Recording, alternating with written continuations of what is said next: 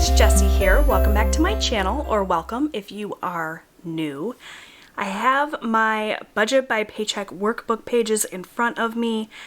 I just got done filming my debt payoff challenges video and filling in how much extra we are going to pay towards debt this week. So if you missed that video, you're definitely going to want to check it out. I played a lot of fun games with myself to come up with an amount of money we were going to pay extra towards debt in addition to our regular debt snowball.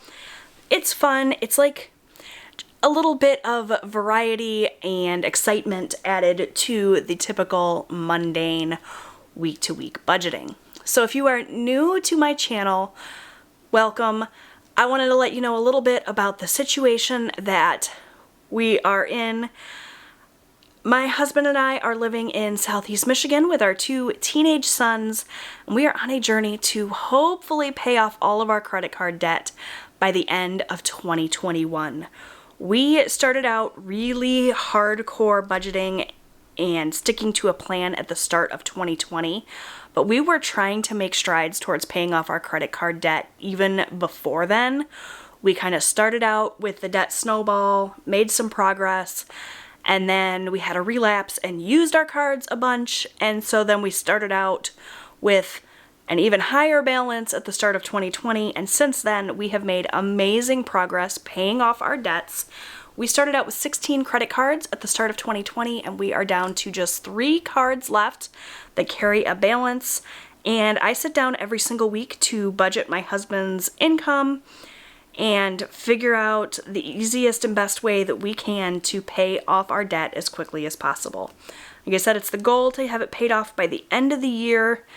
The end is in sight. We have just 3 cards left. We are currently working on a Lowe's card and paying as much money as we can towards that. My husband is our primary source of income. I am a stay-at-home mom. I do make a teeny tiny little bit of money here on my YouTube channel that also helps contribute to our debt payoff. So by watching this video and seeing the ads at the start and in the middle of my videos, you are actually helping us to tackle our debt. So thank you for that. We are going to be talking a little bit about how much income I earned in the month of March with YouTube, since I will be getting a YouTube paycheck this week. And we're also going to talk about my husband's income and kind of what we're going to do with that. I don't disclose exact amounts in terms of what my husband earns because he would prefer that I not do that, but he does work in the plumbing industry as a sewer and drain cleaner. He gets paid every single week on Tuesday, so we do a paycheck budget every single week, and his paycheck is not consistent.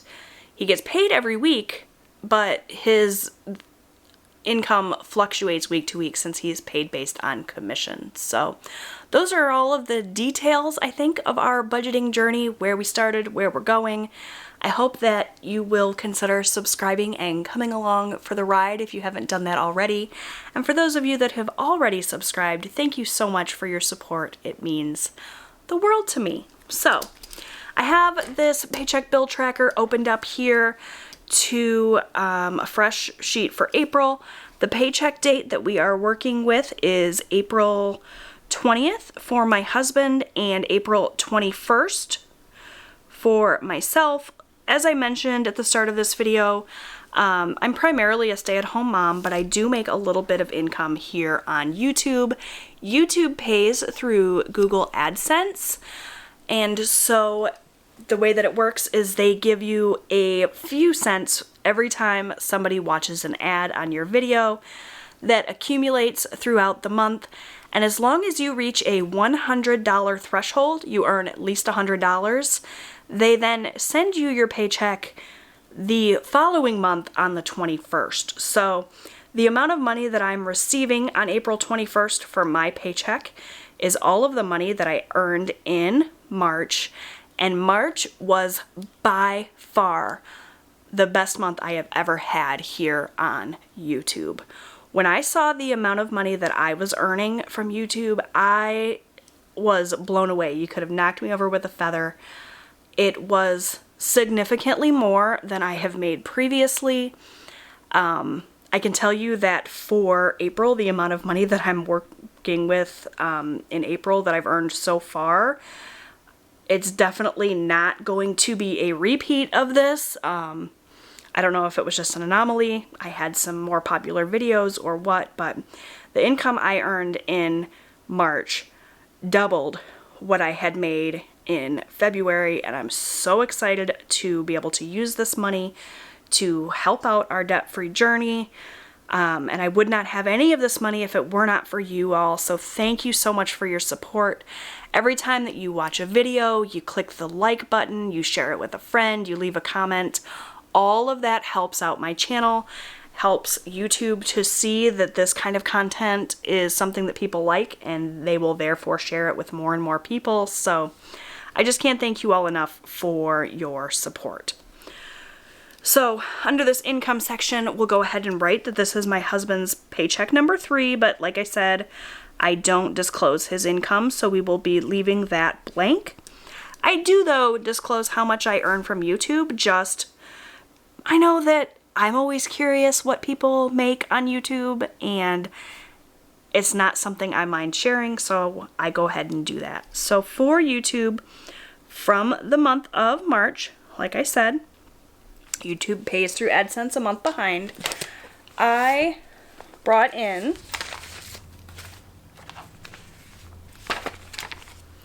$696.37.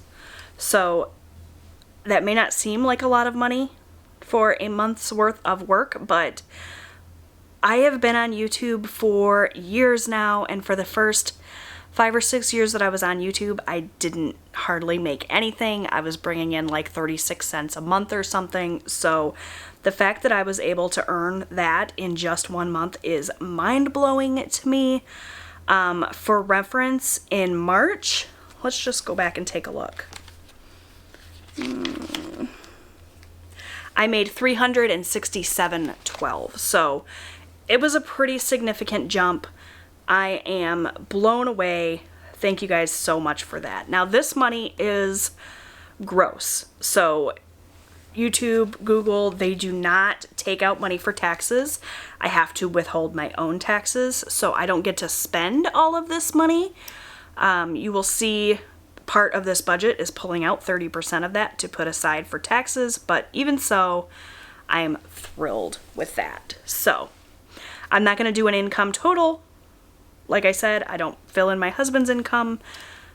I know that some people get pretty upset when they see a budget video that doesn't include income because they feel like, it's not helpful. But I've actually found that sharing the process and not sharing my husband's income has actually been helpful for a lot of people because they don't get so caught up in the income numbers. Like, if I share my income and I make way more than you or way less than you, you may think that this information I'm sharing isn't valuable, but the process, no matter how much money you earn, is the same. So I still found that a lot of people get a lot out of my budget videos. They find motivation or they find new kind of tips and tricks. So I still share my budget every week. It helps to keep me accountable. And yeah, let's just go ahead and get into it. So the first section I have here is my bills section. And so under this bills section, I'm going to include any bills that I have for the week, which we will take a look at my monthly calendar in just a second and find out what bills are due this week, but also anything else that I'm going to pay using my debit card. This is the way that I do it. We do a lot of our budgeting in cash. I pull cash out of the bank for the cash envelope section here. I also do all of my sinking funds in cash, but there are some things you either just can't pay with cash or it's not convenient to pay with cash, and those are the things that I stick here under this bills category.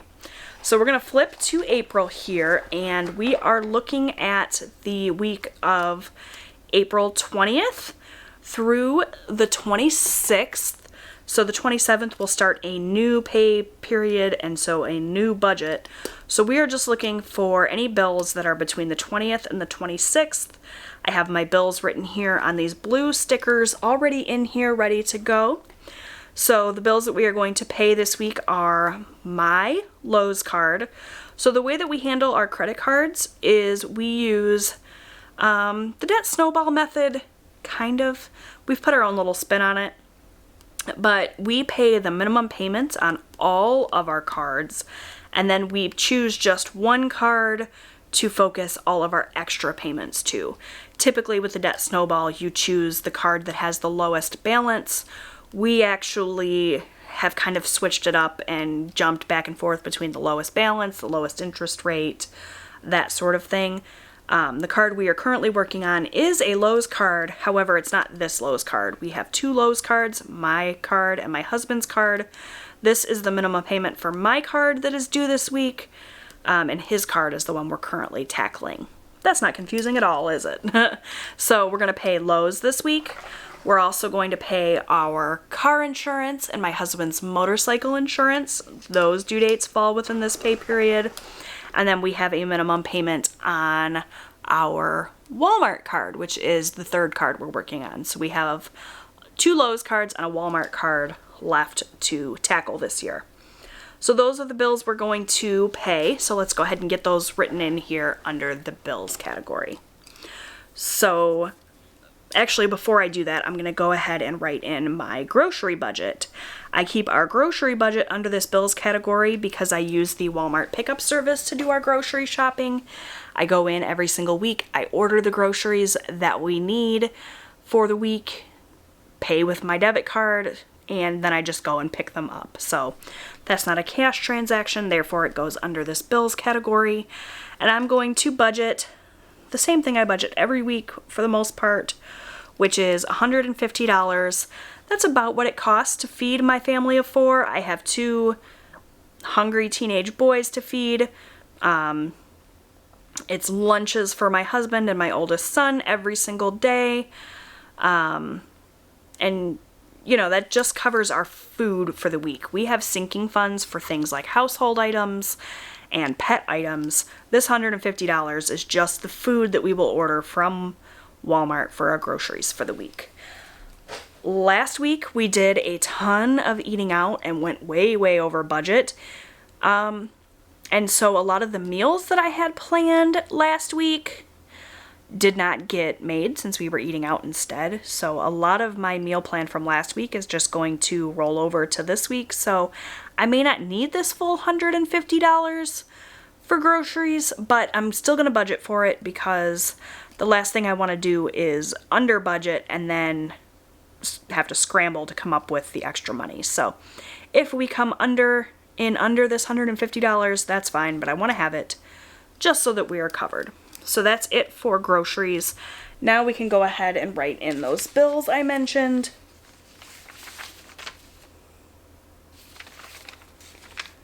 So I have my Lowe's card, and the minimum payment on that is somewhere in the neighborhood of $30. I always like to budget a little bit higher than I think the bill will come in, and that's the same with the groceries. Like, I budgeted a little bit higher than I think we will actually need, and that is because, as I mentioned, my husband is paid based on commissions, so this week he might have a really great paycheck, and next week work may be slow and he has a really low paycheck. So we like to roll money over week to week. We like to have a pretty significant buffer in our account, and so that is why I do that. I estimate his income low when I write out my budget, and I estimate our expenses a little bit high. That way we have some wiggle room in our budget. That's my biggest kind of budgeting tip. That and sinking funds. When we get to the sinking fund section, I'll talk a little bit more about that. All right, so we got the Lowe's card. Next up is car insurance. So our car insurance policy covers our Subaru Forester, which is the car that I drive, as well as our camper. We own a camper. This car insurance, we've managed to get our bill down quite a bit. If you live in Michigan, you know that Michigan insurance policies are the most expensive in the country. For a while there, we were insuring my oldest son's vehicle, which was astronomical since he was a new driver, but he has taken over that payment this year, so our car insurance has gone down by quite a bit, and we are going to budget $165 for that. Then I have my husband's motorcycle insurance. He does have a motorcycle, and it does not cost a whole heck of a lot to insure. He has full coverage on it, and we're going to budget $35 for that monthly payment. And lastly, I have my Walmart card. I cannot wait until we start tackling this Walmart card. The interest rate is pretty high on it. It's one of the cards that I've had the longest, and it has a pretty high balance. And so we are paying approximately $140 a month in a minimum payment, and it's barely making a dent. So I can't wait till we can tackle this Walmart card, but for now it's just going to get the minimum payment. And that is it for everything under this bills category. So I'm going to pull in my calculator here, and we will add these up. So we have 150 plus 30 plus 165 plus 35 plus 140 is $520.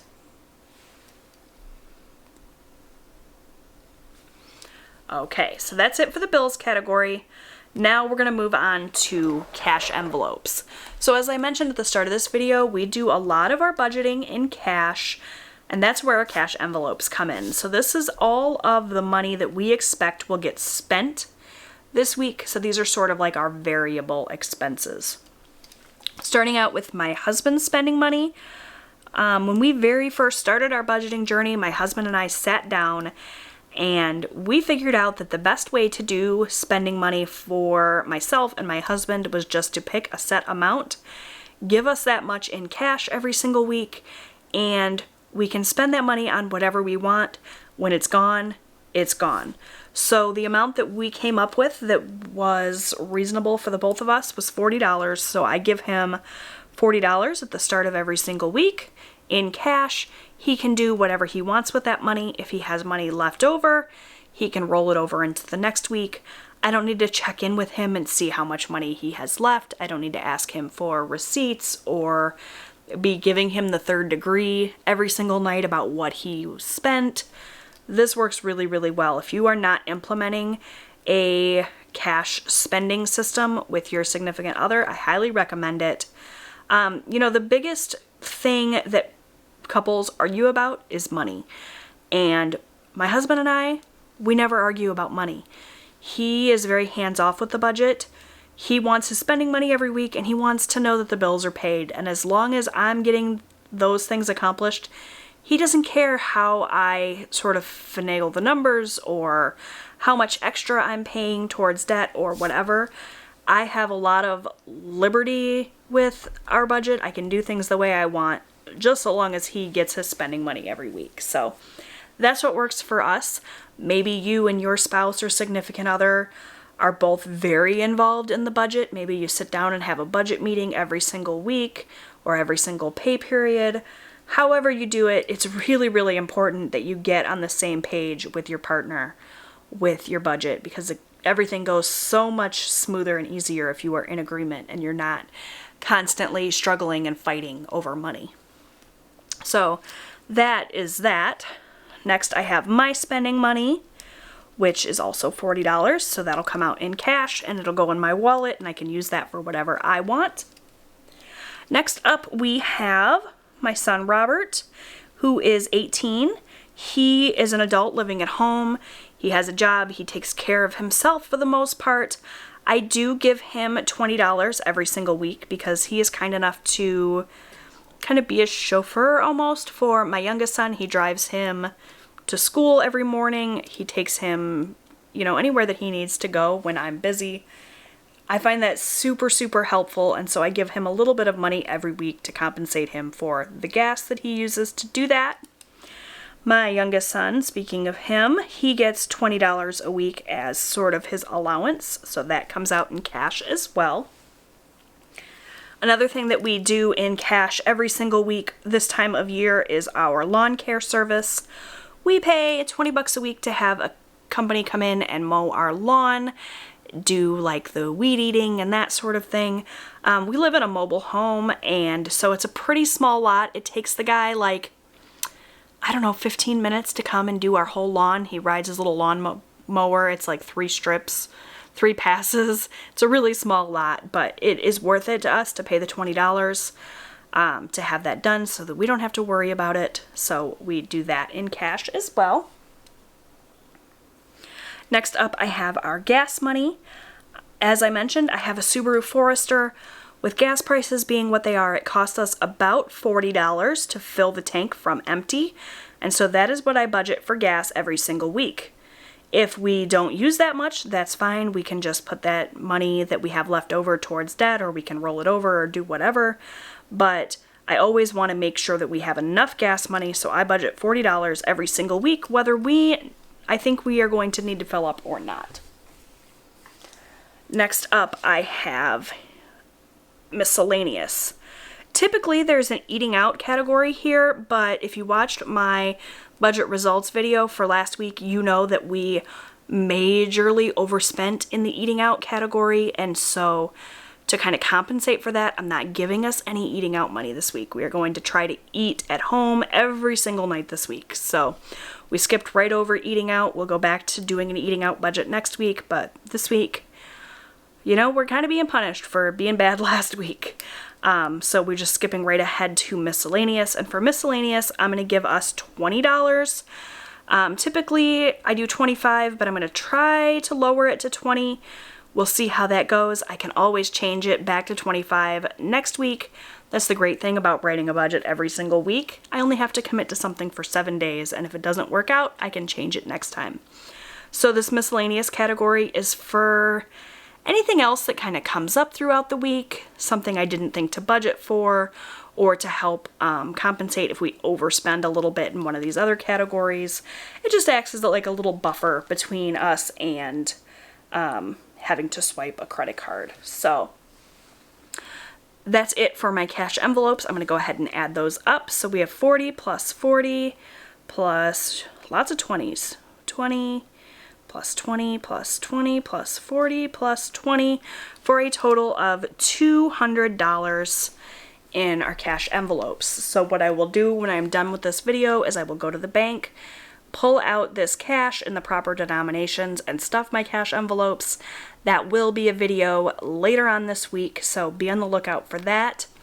I will also be stuffing my sinking funds in that video. So if you are not familiar with sinking funds are essentially little mini savings accounts for things that you know are coming up throughout the year that you want to be prepared for.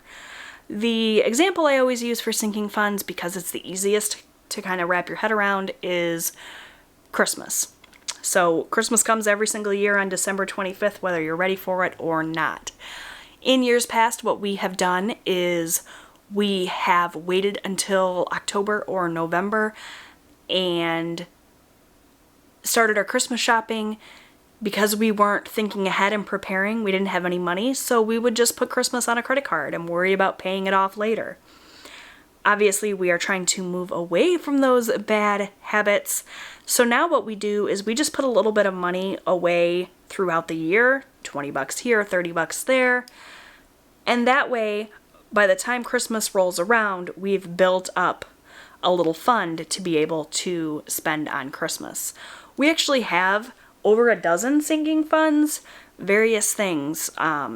Christmas, like I said, haircuts has a sinking fund. We have a sinking fund for new clothing and whatnot. But we don't add money to every single sinking fund every single week. I just like to pick and choose 2 or 3 categories to put money towards based on what we have coming up, how much money my husband made that week, what our goals and priorities are. So we're going to be adding money to just a couple of sinking funds this week. The first one is our campground sinking fund. So we have a camper and we keep it at a campsite all year round. It's parked there, and there's an annual fee for that campground, which is due in October. It's around $1,400. So rather waiting until October and then trying to scrounge up $1,400, we just put a little bit of money aside here and there to go towards that. So we're going to add $50 to our campground fund. We're also going to be adding money to our Christmas fund. We're going to add $50 to that as well. We're going to add $50 to my husband's sinking fund. He has some kind of tool or something that he's saving for his line of work, and so we started a little sinking fund for him, and I'm just putting money away every week that we can afford to do that. We're just going to add $20 to his sinking fund this week. May not seem like a lot, but every little bit helps. And the last sinking fund that we are going to fund is my YouTube taxes. So I mentioned at the start of this video that they do not withhold taxes on my YouTube income, and so I have to do that myself. So the way that I figure that out is I take the amount that I earned, which we said was $696.37, and I just take 30% of that, and I set that aside in a little envelope so that when I file my taxes, I can pay that. So that comes out to $208 and change. I'm just going to round it up, and we are going to set aside $209 for our YouTube taxes. And that is going to do it for our sinking funds for the week. So let's just add those up. 50 plus 50 plus 20 plus 209 is $329 going to sinking funds this week. Next up, we have our extra debt. So if you watched my debt payoff challenges video, you will know that we are going to send an extra $90 to that Lowe's card in the name of our debt payoff challenges. In addition to that, we also have a debt snowball payment to make. So we like to make progress on our debt payoff journey every single week. So we pay an amount that is set every single week to our debt.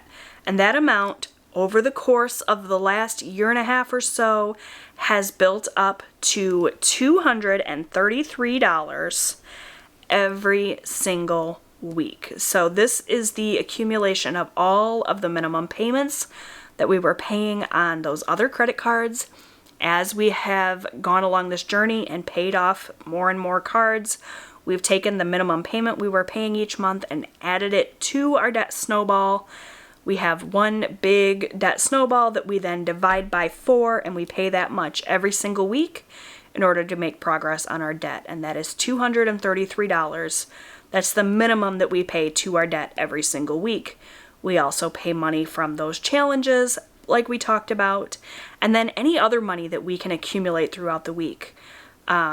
If I, come in under budget for our cash envelopes, I will typically take that leftover cash and make an extra debt payment. So that is what we are looking at paying at the bare minimum for our debt this week. So that's the $90 that we budgeted plus the $233 for a grand total of $323 going to our Lowe's card this week at the bare minimum. And we always hope that we'll be able to pay more than that, but we can't budget more than that because we don't know for sure how much extra we're going to have left over in cash envelopes. Last week, for example, I went over budget, so we didn't have anything extra to pay towards our debt snowball, but we still had that base amount. So we're still making progress on our debt every single week, which is so, so exciting. So the very last category here is extra savings. Now, when I was doing those challenges and I was putting that money away for extra savings, that's what I would fill in here. But since we are not focusing on extra savings right now, we are just making extra debt payments with any extra money that we have. I don't really have anything to write in here with the exception of our rollover amount. So because my husband's income is not super consistent, we roll money over week to week. So when he gets paid on Tuesday, we will take care of all of the bills, the cash envelopes, the sinking funds, the extra debt payments, and then anything that we have left over will get rolled over into next week to use towards next week's expenses.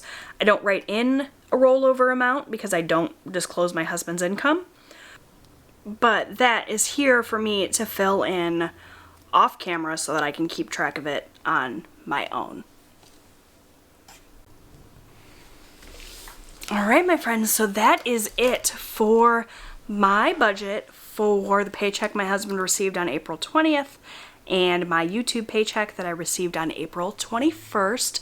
That's the plan for every single category, all of the money that we plan to put out for this week. So we will go along throughout this week, keep track of all of our spending, and I will come back at the start of next week and let you guys know how we did in my budget results video. So you're definitely going to want to subscribe so that you don't miss that video. If you got any value out of this video, if you enjoyed it or found it informative, I would really appreciate it if you would click that thumbs up button, share it with your friends, leave me a comment down below. All of that really helps out my channel. Thank you so much for your support. I appreciate it more than you will ever know, and I will see you guys in my next video. Bye, friends.